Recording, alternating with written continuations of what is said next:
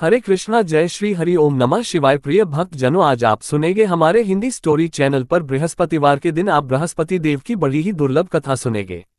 इस कथा को सुनने से भक्तों की सभी मनोकामनाएं भगवान बृहस्पति देव की कृपा से पूर्ण हो जाती हैं। तो आइए बड़े ही श्रद्धा और प्रसन्न चित्त मन से इस कथा को सुनते हैं। भारतवर्ष में एक प्रतापी और दानी राजा राज्य करता था। वह नित्य गरीबों और ब्राह्मणों की सहायता करता था। ये बात उसकी रानी को अच्छी नहीं लगती थी। वह न ही गरीबों को दान देती, न ही भगवान का पूजन करती थी और राजा को भी दान देने से मना किया करती थी। एक दिन राजा शिकार खेलने वन को गए हुए थे तो रानी महल में अकेली थी। उसी समय बृहस्पति देव साधु वेश में राजा के महल में भिक्षा लेने के लिए गए और भिक्षा मांगी तो रानी ने भिक्षा देने से इनकार कर दिया और कहा, हे साधु महाराज, मैं तो दान पुण्य से तंग आ गई हूँ। मेरा पति सारा धन लुटाते रहते हैं। मेरी इच्छा है कि हमारा धन नष्ट हो जाए, फिर ना रहेगा बांस ना बजेगी बांसुरी। साधु ने कहा, देवी तुम तो बड़ी विचित्र हो। धन संतान तो सभी चाहते हैं, पुत्र और लक्ष्मी तो पापी के घर भी होने चाहिए। यदि तुम्हारे पास अधिक धन है तो भूखों को भोजन दो, प्यासों के लिए प्याऊ बनवाओ, मुसाफिरों के लिए धर्मशालाएं खुलवाओ। जो निर्धन अपनी कुंवारी कन्याओं का विवाह नहीं कर सकते उनका विवाह करा दो। ऐसे और कई काम हैं जिनके करने से तुम्हारा यश लोक और परलोक में फैलेगा। परंतु रानी पर उपदेश का कोई प्रभाव नहीं पड़ा। वह बोली, महाराज आप मुझे कुछ ना समझाएं। मैं ऐसा धन नहीं चाहती जो हर जगह बांटती फिरूं।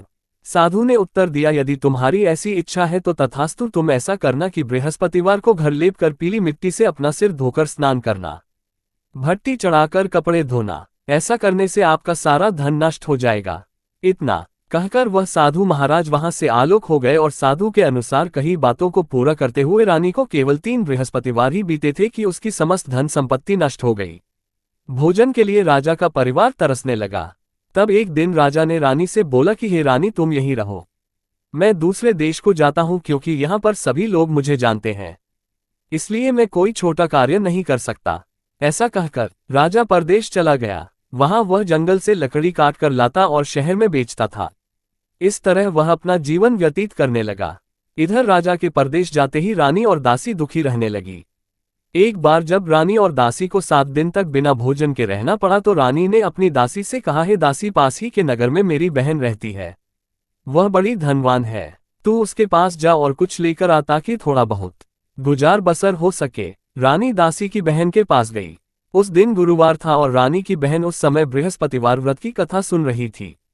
दासी ने रानी की बहन को अपनी रानी का संदेश दिया, लेकिन रानी की बड़ी बहन ने कोई उत्तर नहीं दिया। जब दासी को रानी की बहन से कोई उत्तर नहीं मिला तो वह बहुत दुखी हुई और उसे क्रोध भी आया। दासी ने वापस आकर रानी को सारी बात बता दी। सुनकर रानी ने अपने भाग्य को कोसा। उधर रानी की बहन ने सोचा कि मेरी बहन की दासी आई थी, परंतु मैं उससे नहीं बोली, इससे वह बहुत दुखी हुई होगी। कथा सुनकर और पूजन समाप्त करके वह अपनी बहन के घर आए और कहने लगी, हे बहन, मैं बृहस्पतिवार का व्रत कर रही थी। तुम्हारी दासी मेरे घर आई थी, परंतु जब तक कथा होती है तब तक ना तो उठते हैं और ना ही बोलते हैं, इसलिए मैं नहीं बोली। कहो दासी क्यों गई थी? रानी बोली, बहन तुमसे क्या छिपाऊं, हमारे घर में खाने तक को अनाज नहीं था। ऐसा कहते कहते रानी की आंखें भर आए। उसने दासी समेत पिछले 7 दिनों से भूखे रहने तक की बात अपनी बहन को विस्तार पूर्वक सुना दी। रानी की बहन बोली, देखो बहन, भगवान बृहस्पति सबकी मनोकामना को पूर्ण करते हैं। देखो शायद तुम्हारे घर में अनाज रखा हो। पहले तो रानी को विश्वास नहीं हुआ, पर बहन के आग्रह करने पर उसने अपनी दासी को अंदर भेजा तो उसे सचमुच अनाज से भरा एक घड़ा मिल गया। ये देखकर दासी को बड़ी हैरानी हुई। दासी रानी से कहने लगी, हे रानी, जब हमको भोजन नहीं मिलता तो हम व्रत ही तो करते हैं, इसलिए क्यों ना इनसे व्रत और कथा की विधि पूछ ली जाए ताकि हम भी व्रत कर सकें।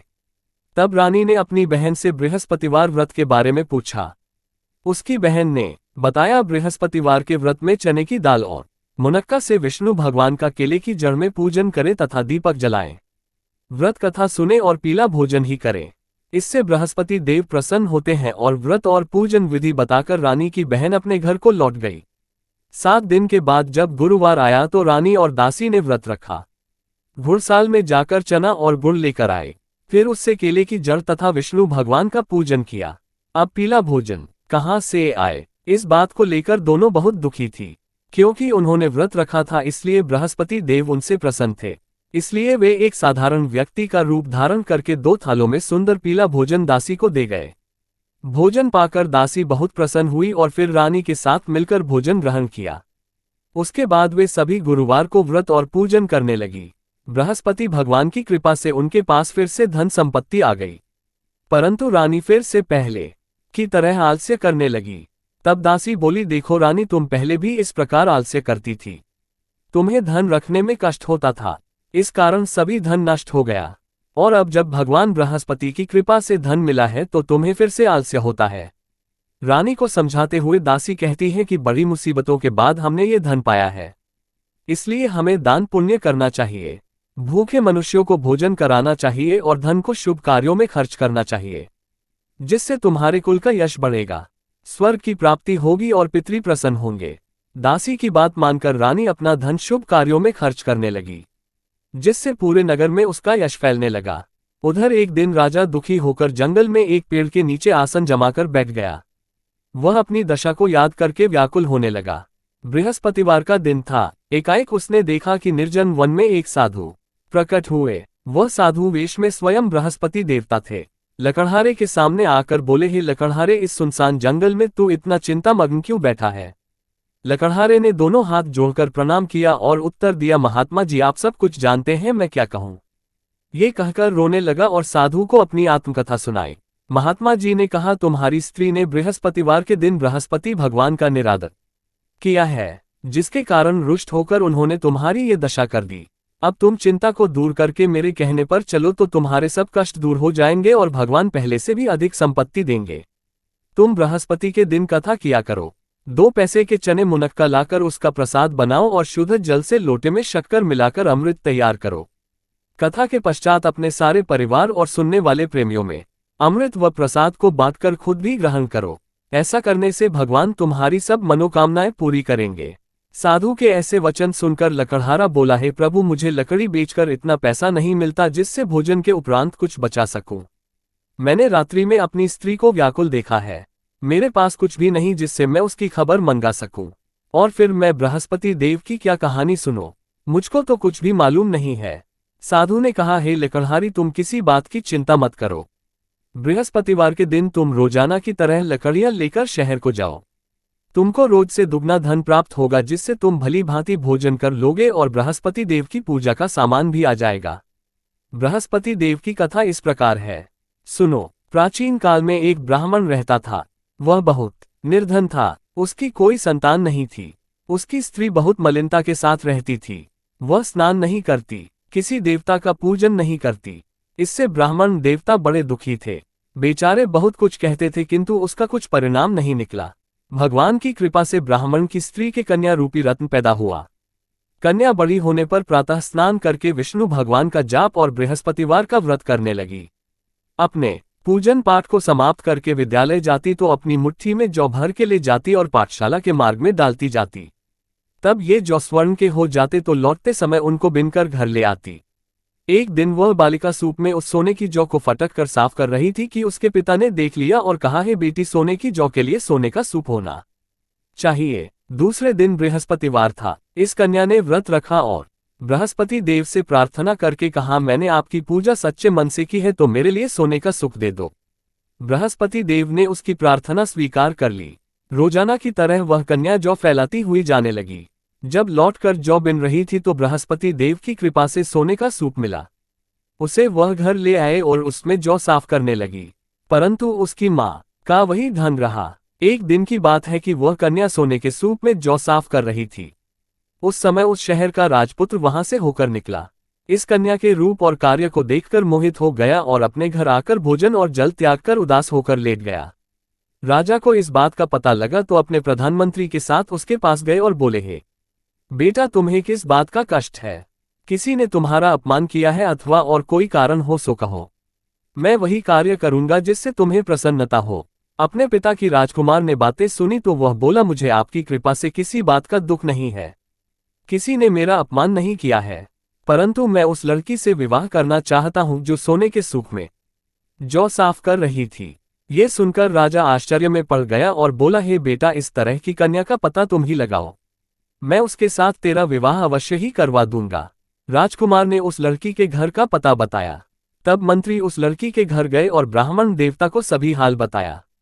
ब्राह्मण देवता राजकुमार के साथ अपनी कन्या का विवाह करने के लिए तैयार हो गए तथा विधि विधान के अनुसार ब्राह्मण की कन्या का विवाह राजकुमार के साथ हो गया। कन्या के घर से जाते ही पहले की भांति उस ब्राह्मण देवता के घर में गरीबी का निवास हो गया। अब भोजन के लिए भी अन्न बड़ी मुश्किल से मिलता था। एक दिन दुखी होकर ब्राह्मण देवता अपनी पुत्री के पास गए। बेटी ने पिता की दुखी अवस्था को देखा और अपनी मां का हाल पूछा। तब ब्राह्मण ने भी सभी हाल कहा। कन्या ने बहुत सा धन देकर अपने पिता को विदा कर दिया। इस तरह ब्राह्मण का कुछ समय सुखपूर्वक व्यतीत हुआ। कुछ दिन के बाद फिर वही हाल हो गया। ब्राह्मण फिर अपनी कन्या के यहाँ गया और सारा हाल कहा तो लड़की बोली, हे पिताजी, आप माताजी को यहाँ ले आओ, मैं उन्हें विधि बता दूंगी जिससे उनकी गरीबी दूर हो जाए। वह ब्राह्मण देवता अपनी स्त्री को साथ लेकर पहुंचे तो अपनी मां को समझाने लगी कि हे मां, तुम प्रातः काल प्रथम स्नान आदि करके विष्णु भगवान का पूजन करो तो सब दरिद्रता दूर हो जाएगी। परंतु उसकी मां ने एक भी बात नहीं मानी और प्रातः काल उठकर अपनी पुत्री के बच्चों की झूठन को खा लिया। इससे उसकी पुत्री को भी बहुत गुस्सा आया। उसने एक रात को एक कोठरी से सारा सामान निकाल दिया और अपनी मां को उसने बंद कर दिया। प्रातः उसमें से उसे निकाला तो स्नान आदि करा के पूजा पाठ करवाया तो उसकी मां की बुद्धि ठीक हो गई। इसके बाद वह नियम से पूजा पाठ करती और प्रत्येक बृहस्पतिवार को व्रत रखने लगी। इस व्रत के प्रभाव से उसकी माता और पिता बहुत ही धनवान और पुत्रवान हो गए और बृहस्पति देवता के प्रभाव से इस लोक के सुख को भोग कर अंत में स्वर्ग को प्राप्त हुए। इस तरह कहानी कहकर साधु देवता वहां से अंतर्ध्यान हो गए। धीरे धीरे समय व्यतीत होने पर फिर वही बृहस्पतिवार का दिन आया। लकड़हारा जंगल से लकड़ी काटकर किसी शहर में बेचने गया। उसे उस दिन और दिन से अधिक पैसा मिला। राजा ने चना गुड़ आदि लाकर गुरुवार का व्रत किया। उस दिन से उसके सभी क्लेश दूर हो गए। परंतु जब दोबारा गुरुवार का दिन आया तो बृहस्पतिवार का व्रत करना भूल गया। इस कारण बृहस्पति भगवान नाराज हो गए। उस दिन उस नगर के राजा ने विशाल यज्ञ का आयोजन किया था तथा शहर में ये घोषणा करा दी कि कोई भी मनुष्य अपने घर में भोजन न बनवाए न आग जलाए। समस्त जनता मेरे यहाँ भोजन करने आए। इस आज्ञा को जो न मानेगा उसे फांसी की सजा दी जाएगी। इस तरह की घोषणा संपूर्ण नगर में करवा दी गई। राजा की आज्ञा के अनुसार शहर के सभी लोग भोजन करने गए, लेकिन लकड़हारा कुछ देर से पहुंचा। इसलिए राजा उसको अपने साथ घर ले गए और ले जाकर भोजन करा रहे थे तो रानी की दृष्टि उस खूंटी पर पड़ी जिस पर उसका हार लटका हुआ था। वह वहां पर दिखाई नहीं दिया। रानी ने निश्चय किया कि मेरा हार इस मनुष्य ने चुरा लिया है। उसी समय सिपाहियों को बुलाकर उसको कारागार में डलवा दिया। जब लकड़हारा कारागार में पड़ गया और बहुत दुखी होकर विचार करने लगा कि न जाने कौन से पूर्व जन्म के कर्म से मुझे ये दुख प्राप्त हुआ है, और उसी साधु को याद करने लगा जो कि जंगल में मिला था। उसी समय तत्काल बृहस्पति देव साधु के रूप में प्रकट हुए और उसकी दशा को देखकर कहने लगे, अरे मूर्ख, तूने बृहस्पति देव की कथा नहीं करी, इस कारण तुझे दुख प्राप्त हुआ है। अब चिंता मत कर, बृहस्पतिवार के दिन कारागार के दरवाजे पर 4 पैसे पड़े मिलेंगे। उनसे तू बृहस्पति देव की पूजा करना, तेरे सभी कष्ट दूर हो जाएंगे। बृहस्पतिवार के दिन उसे 4 पैसे मिले। लकड़हारे ने कथा कही। उसी रात्रि को बृहस्पति देव ने उस नगर के राजा को स्वप्न में कहा, हे राजा, तुमने जिस आदमी को कारागार में बंद कर दिया है वह निर्दोष है। वह राजा है, उसे छोड़ देना। रानी का हार उसी खूंटी पर लटका है। अगर तू ऐसा नहीं करेगा तो मैं तेरे राज्य को नष्ट कर दूंगा। इस तरह रात्रि के स्वप्न को देखकर राजा प्रातःकाल उठा और खूंटी पर हार देखकर लकड़हारे को बुलाकर क्षमा मांगी और लकड़हारे को योग्य सुंदर वस्त्र आभूषण देकर विदा कर दिया। बृहस्पति देव की आज्ञा के अनुसार लकड़हारा अपने नगर को चल दिया। राजा जब अपने नगर के निकट पहुंचा तो उसे बड़ा आश्चर्य हुआ।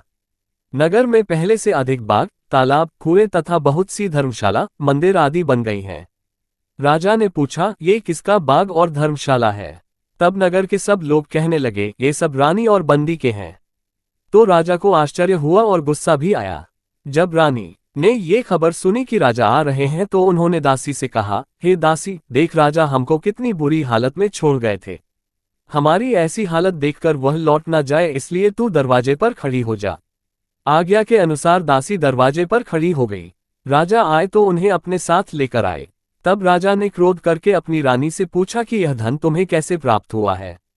तब उन्होंने कहा, हमें ये सब धन बृहस्पति देव के इस व्रत के प्रभाव से प्राप्त हुआ है। राजा ने निश्चय किया कि 7 रोज बाद तो सभी बृहस्पति देव का पूजन करते हैं। परंतु मैं प्रतिदिन दिन में 3 बार कहानी और रोज व्रत किया करूंगा। अब हर समय राजा के दुपट्टे में चने की दाल बंधी रहती और दिन में 3 बार कहानी कहते। एक रोज राजा ने विचार किया कि चलो अपनी बहन के यहाँ हो आवे। इस तरह निश्चय करके राजा घोड़े पर सवार होकर अपनी बहन के यहाँ को चलने लगा। मार्ग में उसने देखा कि कुछ आदमी एक मुर्दे को लिए जा रहे हैं। उन्हें रोक कर राजा कहने लगा, अरे भाइयों, मेरी बृहस्पति देव की कथा सुन लो। वे बोले, लो, हमारा तो आदमी मर गया है, इसको अपनी कथा की पड़ी है। परंतु कुछ आदमी बोले, अच्छा कहो, हम तुम्हारी कथा भी सुनेंगे। राजा ने दाल निकाली और जब कथा आधी हुई थी कि मुर्दा हिलने लग गया और जब कथा समाप्त हो गई तो राम राम करके मनुष्य उठकर खड़ा हो गया।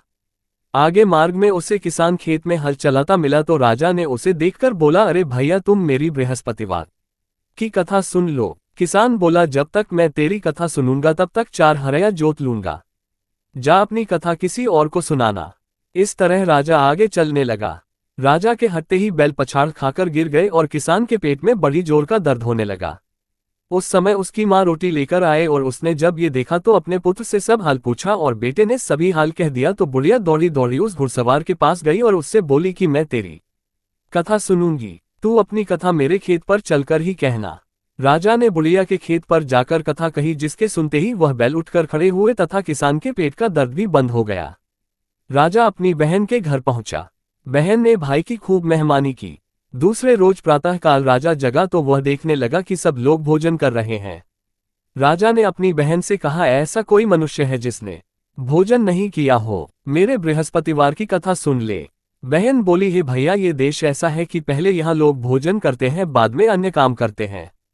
अगर कोई पड़ोस में हो तो देखाओ।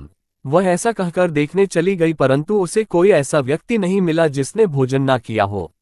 अतः वह एक कुम्हार के घर गई जिसका लड़का बीमार था। उसे मालूम हुआ कि उनके यहाँ 3 रोज से किसी ने भोजन नहीं किया है। रानी ने अपने भाई की कथा सुनने के लिए कुम्हार से कहा। वह तैयार हो गया। राजा ने जाकर बृहस्पतिवार की कथा कही, जिसको सुनकर उसका लड़का ठीक हो गया। अब तो राजा की प्रशंसा होने लगी। एक रोज राजा ने अपनी बहन से कहा कि हे बहन, हम अपने घर को जाएंगे, तुम भी तैयार हो जाओ। राजा की बहन ने अपनी सास से कहा तो सास ने कहा, हाँ चली जा, परंतु अपने लड़कों को मत ले जाना क्योंकि तेरे भाई की कोई औलाद नहीं है। बहन ने अपने भैया से कहा, भैया मैं तो चलूंगी पर कोई बालक नहीं चलेगा। तो राजा बोला, जब कोई बालक नहीं चलेगा तब तुम ही क्या करोगी। बड़े दुखी मन से राजा अपने नगर को लौट आया। राजा ने अपनी रानी से कहा, हम निर्वंशी हैं, हमारा मुंह देखने का धर्म नहीं है और कुछ भोजन आदि नहीं किया है। रानी बोली, हे प्रभु, बृहस्पति देव ने हमें सब कुछ दिया है, वह हमें औलाद अवश्य देंगे। उसी रात को बृहस्पति देव ने राजा से स्वप्न में कहा, हे राजा, उठो, सभी सोच त्याग दो, तेरी रानी गर्भ से है। राजा को ये बात सुनकर बड़ी खुशी हुई। 9वें महीने में उसके गर्भ से एक सुंदर पुत्र पैदा हुआ। तब राजा बोला, हे रानी, स्त्री बिना भोजन के रह सकती है पर बिना कहे नहीं रह सकती। जब मेरी बहन आएगी तुम उससे कुछ मत कहना। रानी ने सुनकर हाँ कर दिया। जब राजा की बहन ने ये शुभ समाचार सुना तो वह बहुत खुश हुई और बधाई लेकर अपने भाई के यहाँ आए। तभी रानी ने कहा, घोड़ा चढ़कर तो नहीं आई है, गधा चढ़कर आई है। राजा की बहन बोली, भाभी, मैं इस प्रकार ना कहती तो तुम्हें औलाद कैसे मिलती। बृहस्पति देव ऐसे ही हैं, जैसी जिसके मन में कामनाएं हैं सभी को पूर्ण करते हैं। जो सद्भावना पूर्वक बृहस्पतिवार का व्रत करता है एवं कथा पढ़ता है अथवा सुनता है, दूसरों को सुनाता है, बृहस्पति देव उनकी सभी मनोकामनाएं पूर्ण करते हैं। बृहस्पति देव उनकी सदैव रक्षा करते हैं। जो संसार में सद्भावना और सच्चे हृदय से बृहस्पति देव का पूजन करते हैं, उनकी सभी मनोकामनाएं उसी प्रकार पूर्ण होती हैं जैसे राजा और रानी ने बृहस्पति देव की कथा का गुणगान किया। उनकी सभी इच्छाएं बृहस्पति देव ने पूर्ण की। मनुष्य को हृदय से उनका मनन करते हुए जयकारा करना चाहिए। तो प्रेम से बोलिए, बृहस्पति देव की जय, विष्णु भगवान की जय, समस्त देवी देवताओं की जय। अब आप भगवान बृहस्पति देव की आरती श्रवण कीजिए। ओम जय बृहस्पति देवा, ओम जय बृहस्पति देवा। छिन छिन भोग लगाऊं कदली फल मेवा। ओम जय बृहस्पति देवा, तुम पूर्ण परमात्मा, तुम अंतर्यामी जगत पिता जगदीश्वर, तुम सबके स्वामी। ओम जय बृहस्पति देवा, चरणामृत निज निर्मल सब पातक हरता, सकल मनोरथ दायक, कृपा कृपा करो भरता। ओम जय बृहस्पति देवा, तन मन धन अर्पण कर, जो जन शरण पड़े प्रभु प्रकट तब होकर आकर द्वार खड़े। ओम जय बृहस्पति देवा, दीन दयाल दयानिधि भक्तन हितकारी, पाप दोष सब हरता भव बंधन हारी। ओम जय बृहस्पति देवा, सकल मनोरथ दायक, सब संशय तारो विषय विकार मिटाओ, संतन सुखकारी। ओम जय बृहस्पति देवा, जो कोई आरती तेरी प्रेम सहित गावे, ज्येष्ठानंद बन सो निश्चय ही पावे। ओम जय बृहस्पति देवा, ओम जय बृहस्पति देवा, प्रेम से बोलिए भगवान बृहस्पति देव की जय, बोलिए भगवान श्री लक्ष्मी नारायण जी की जय। आपको आज की कथा पसंद आए, आरती पसंद आए तो वीडियो को लाइक कीजिएगा, शेयर कीजिएगा, कमेंट में भगवान बृहस्पति देव जी की जय जय लिखिएगा और हमारे हिंदी स्टोरी चैनल को भी सब्सक्राइब कीजिएगा।